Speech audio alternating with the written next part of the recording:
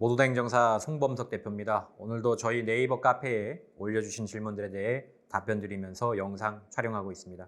이 모든 답변은 무료 답변이며 제가 개인적인 의견으로 드리는 답변입니다. 혹시라도 조금 더 자세한 답변을 원하시는 분들은 가까운 곳에 있는 변호사 사무소, 법무사 사무소, 행정사 사무소를 방문해 주시면 되겠습니다. 본 영상은 월수금은 전날과 전전날에 올라온 카페 질문들에 대해 답변을 드리는 방식으로 촬영하되 녹음 방송으로 보내드리고 있고, 화목은 평소에 시청자들께서 궁금해하실 만한 내용을 제가 영상에 나오는 방식으로 촬영하고 있습니다. 이 점 양해 구합니다. 네, 3월 11일 음성으로 방송 촬영하고 있습니다. 먼저 ELI0122님, 뺑소니로 기소될지 분석 부탁드립니다. 1월 저녁에 차로 직거래를 하고 집에 왔는데 뺑소니 신고로 접수되어 있다는 경찰 전화를 받았습니다. 다음날 경찰서에서 확인해보니 골목에서 왼쪽에 있는 사람들을 피하면서 지나가던 중 오른쪽 사이드미러에 아주머니가 치여서 다쳤다라고 이제 얘기를 했고, 차 안 음악 소리가 컸고 사이드미러에 손상도 없어 전혀 인지를 못했습니다. 경찰에서는 대인 접수는 빨리 해주라고 해서 일단 바로 해드렸고, 블랙박스 영상을 확인해보니 아주머니 비명소리가 녹음되어 있었습니다. 저는 전혀 몰랐습니다. 아주머니 피해자는 전치 3주가 나왔고 사과를 드리려고 했으나 화가 많이 나신 상태라 만나주시지 않았고, 그래도 이제 결국엔 형사합의를 했네요. 경찰 조사관이 사건이 애매하다, 검찰에 넘긴다고 얘기했는데 진단서는 이미 접수돼 인피 적용이 된 상태다. 경찰 쪽에서 사건을 어떻게 넘길지, 또 검찰에서는 어떻게 판단할지가 궁금합니다. 사례는 매우 많다고 들었는데 아는 변호사분께서 검찰로 넘어가기 전에 합의서에 추가로 인지를 못한 상황에 대한 의견서를 제출하라고 하시던데 그 부분 효력이 있을까요? 효력이 있냐 없냐가 중요한 게 아니고 무조건 해야 되는 거 아닐까요? 일단은 넣어야죠, 무조건. 검찰로 넘어가면 넣으셔도 되고 검찰로 넘어가기 전에 넣으셔도 되는데 경찰서에 넣으셔도 됩니다. 상관없습니다. 일단은 사이드미러 사건 같은 경우에는 이제 뺑소니가 사실 좀 애매해요. 많이 발생합니다. 이 백미러에 툭 받고 가는 건데 사실 사고가 크지도 않고 또 인식하기가 좀 어려운 경우가 많아요, 생각보다. 그래서 사이드미러 사건들은 사실 사고가 있는 건지를 알지 못하는 경우가 많기 때문에 실제로 뺑소니가 성립이 안 되는 경우가 많이 있습니다. 다만 반대로 뺑소니가 성립되는 경우도 꽤 있어요. 그러니까 이 사이드미러에 대한 부분들은 좀 많이 고려를 해야 됩니다. 일단은 의견서든 뭐든 다 넣으셔서 최대한 내가 몰랐다라는 부분들을 진정성 있게 어필하시길 바랍니다. 경우에 따라서는 무죄가 나올 가능성이 높아요.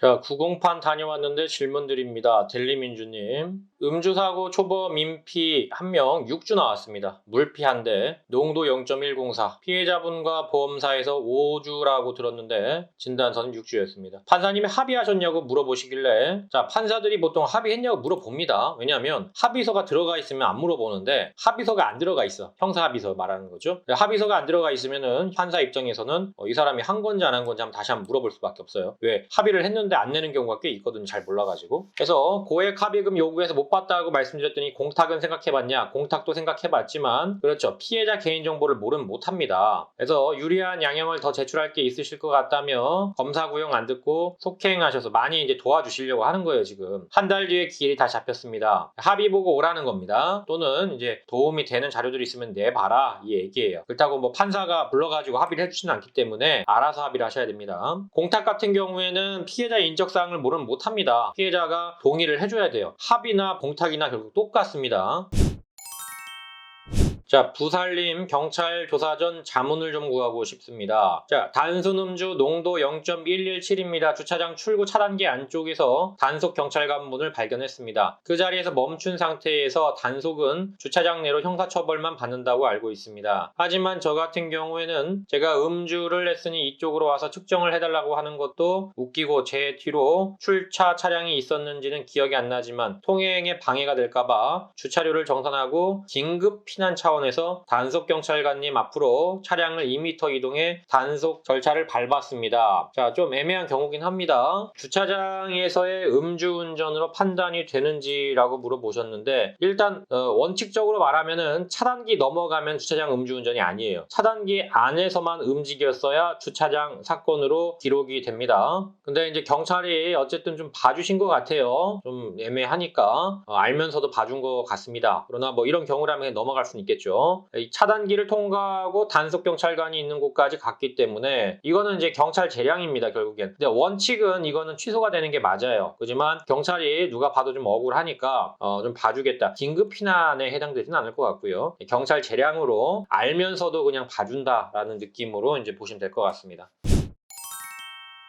자, 신한시스템님 짧은 삼진 2019년 2번, 2020년에 특수폭행, 2021년 3월에 3아웃. 이거는 뭐 답이 없죠. 변호사 선임을 하십시오. 이거는 답이 없습니다, 지금. 업무 특성상 운전은 필수인데 이거는 면허에 대한 부분은 따로 전화를 주시고요. 실형 확률은 상당히 있습니다. 제가 못해도 50% 이상은 나온다고 보네요. 왜냐하면 2년 안에 3번에다가 옵션으로 특수폭행까지 있어요. 3번 특수폭행 벌금형 받은 것도 안 좋죠. 당연히 안 좋아요. 지금 제가 볼 때는 변호사가 급선무입니다. 변호사 선임 하세요. 네, 여기까지 질문에 대해서 답변 드렸습니다. 모두 다 행정사 카페 게시판은 항상 열려 있습니다. 네이버에 모두 다 행정사로 검색하시고 카페 게시판 Q&A 코너에 질문을 적어주시면 최대한 빠르게 답변을 드리고 있습니다. 유튜브에 질문을 적어주시는 분들에 대해서는 따로 답변을 드리지 않기 때문에 반드시 네이버 카페 게시판에 글을 올려주시기를 부탁드립니다. 다만 제가 모든 질문에 대해서 답변을 드릴 수는 없기 때문에 반드시 제 답변이 필요하신 분들은 제목에 저에게 답변을 달라고 하시면 감사하겠습니다. 또한 모두 다 행정사는 7년째 비대면 업무로 진행하고 있습니다. 코로나 걱정 없이 언제든지 서면만으로도 진행할 수 있는 비대면 시스템을 꼭 활용하시길 바랍니다. 아울러 저희 모두 다 행정사를 시청하시는 모든 분께 부탁을 드립니다. 좋아요와 구독은 저에게 많은 힘이 됩니다. 좋아요와 구독 꼭 부탁드립니다. 여기까지 송범석 행정사였습니다. 감사합니다.